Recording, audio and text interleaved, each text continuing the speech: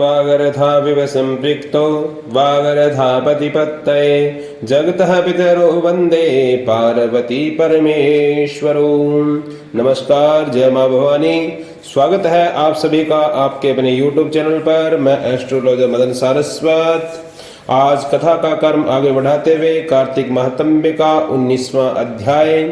पीछे आपने अध्याय में कथा का स्मरण किया था, भगवान शिव और जलंधर का युद्ध।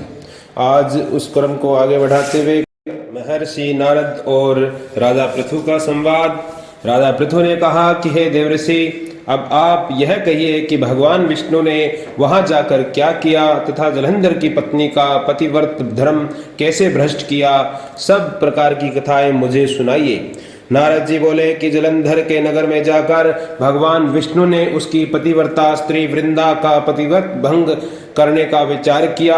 वह उसके नगर में एक उद्यान में जाकर ठहर गए और रात में उसको स्वप्न दिया। वह उसकी माया और अद्भुत कार्य की पद्धति थी। और फिर उनकी माया द्वारा जलंधर की पत्नी पतिव्रता वृंदा से रात में यह स्वप्न देखा कि उसका पति नग्न होकर सिर पर तेल लगाए महिष पर चढ़ा है। वह काले रंग के फूलों की माला पहने हुए हैं तथा उसके चहुं और हिंसक जीव हैं। वह सिर मुंडाए हुए अंधकार में दक्षिण दिशा की ओर जा रहा है। उसने अपने नगर को समुद्र में डूबा हुआ देखा और इस प्रकार के बहुत से भयानक सपने देखे। फिर तत्काल ही वह जाग पड़ी और स्वप्नों के संबंध में विचार करने लगी। इतने में भी उसने सूर्य को उदय होते हुए देखा तो उसे एक छिद्र दिखाई दिया तथा वहां वह कांतिहीन था। उसने अपना अनिष्ट जाना। वह भयभीत होकर रोने लगी। वह छज्जे पर गई, अटारी पर चढ़ी, भूमि पर उतरी, मगर उसको कहीं पर भी शांति प्राप्त न हुई। वह दर दर भटकने लगी और जगह जगह फिरने लगी, पर उसको शांति प्राप्त नहीं हुई। फिर वह अपनी दो सखियों को साथ लेकर उपवन में गई, परंतु वहां पर भी उसको कल न पड़ी। फिर भी वह शांत न हो पाई। फिर वह जंगल में निकल गई, मगर वहां पर भी उसको चैन न आया। वन में उसने सिंह के समान दो भयंकर राक्षसों को देखा, जिससे वह अत्यंत भयभीत होकर वहां से भागने लगी। उसी क्षण वहां पर अपने शिष्यों सहित एक मौनी तपस्वी आ गया। भयभीत वृंदा उसके गले में हाथ डालकर उससे अपनी रक्षा के लिए याचना करने लगी। मुनि ने अपनी एक ही ओंकार में उन दोनों राक्षसों को वहां से भगा दिया। वृंदा को आश्चर्य हुआ। वह भय से मुक्त होकर मुनिनाथ को हाथ जोड़कर प्रणाम करने लगी और कृतज्ञता का ज्ञापन दिया। फिर उसने मुनि से अपने युद्धरत पति के संबंध में उसकी कुशल क्षेम का प्रश्न किया। मुनि ने मौन होकर आगे पीछे देखकर कुछ कहना ही चाहा कि उसी समय दो बानर मुनि के समक्ष आकर हाथ जोड़कर खड़े हो गए और जो ही मुनि ने भुक्ट्री का संकेत किया तो ही वह उड़कर आकाश में चले गए। फिर जलंधर का सिर धड़ लेकर मुनि के पास आ गए।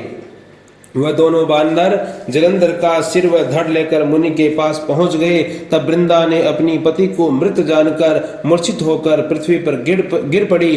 अनेक प्रकार के वचन कहकर दारुण विलाप करने लगी।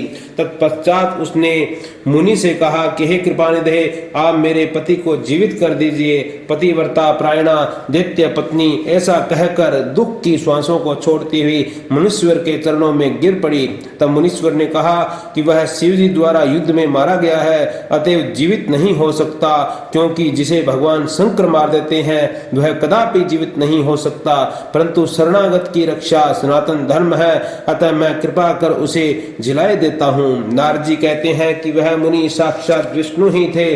उन्होंने यह सब माया फैला रखी थी। वह वृंदा के पति को जीवित करके अंतर ध्यान हो गए और जलंधर ने उठकर वृंदा का आलिंगन किया। वृंदा भी पति को जीवित देखकर बहुत प्रहर्षित हुई और वह रोती हुई सब बातों को स्वप्न समझा और वृंदा तत्पश्चात सकाम को बहुत दिन तक उसी वन में अपनी पति के साथ विहार करने लगी। फिर एक दिन उसने सूरत एवं संभोग काल के अंत में भगवान विष्णु को पहचान लिया।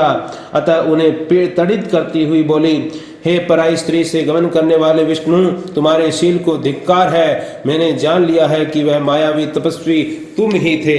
हे राजन, ऐसा कहकर परम क्रुद्ध हो पतिव्रता वृंदा ने अपने तेज को प्रकट करते हुए शाप दिया, जो तुमने अपनी माया से 2 राक्षस मुझे दिखाए थे, वही दोनों राक्षस किसी समय तुम्हारी भी स्त्री का हरण कर लेंगे और उनके विरह में दुखी होकर तुम बानरों की सहायता से वन में भ्रमण करोगे। यह सर्वेश्वर जो इस समय तुम्हारा शिष्य बना है, वह तुम्हारा साथी रहेगा। ऐसा कहकर पतिव्रता वृंदा भगवान विष्णु के मना करने पर भी अग्नि में प्रवेश कर गई। ब्रह्मा आदि देवता आकाश में उसका प्रवेश देखते रहे। वृंदा का तेज भी माता पार्वती के शरीर में चला गया और आकाश में जय जय शब्द होने लगा। पतिव्रत धर्म के प्रभाव से वृंदा ने मुक्ति प्राप्त की और भगवान विष्णु की शरणागति में प्राप्त हुई। इस प्रकार वृंदा का पतिव्रता धर्म भ्रष्ट करके भगवान विष्णु ने अपने आप को श्राप से युक्त कर लिया। और आगे 20वां अध्याय कल की कथा में आज तक इतना ही। कल 20वां अध्याय राजा पृथु और नारद जी का संवाद।